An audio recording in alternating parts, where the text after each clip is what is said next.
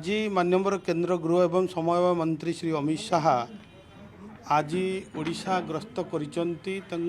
मु स्वागत करी धन्यवाद ज्ञापन करी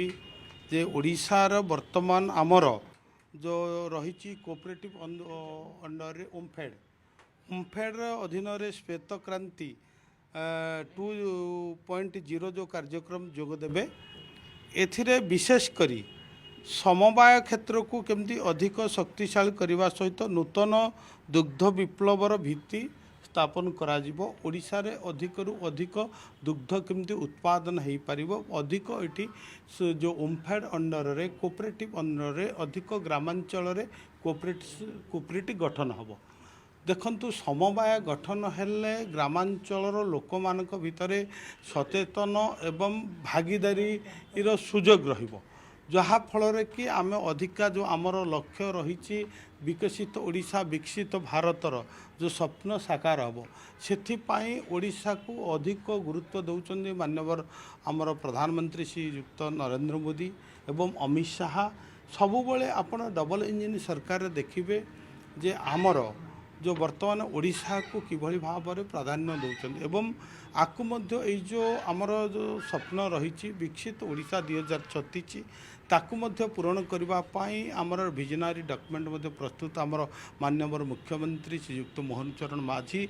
नेतृत्व में प्रस्तुत होती एवं सही कार्य को आग को नेवाई त्वरान्वित करने ओडिशावासींकर जो आशा आकांक्षा आमको देइथिबा आशीर्वाद आमे केमती काम करी सेमानंकर सेवा करी 4.5 कोटी ओडियांकर सेवा करी ओडिशा को एक विकसित श्रेष्ठ समृद्ध राज्य रे परिणत करबा पई आज आम सरकार मोहन माझी नेतृत्व में काम करुचंती। तेणु निश्चित भाव में अमित शाह ओडिशा आसीबा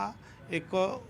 स्वागत योग्य पदक्षेप एवं ओडिशार विकास रे भागीदारी हेबा, ओडिशा को स्वतंत्रता देवा, ओडिशा को प्राधान्य देवा। तेणु जो केंद्र सरकार सबुबले ओडिशा को प्राधान्य दे आछिछन्ती मु धन्यवाद ज्ञापन करुछि एवं यही भाव में तांकर जो रही प्रचेषा निश्चित भाव में ओडिशा एक विकसित श्रेष्ठ समृद्ध राष्ट्र राज्य रे परिणत हम। एथिरे आमर जो विभाग रही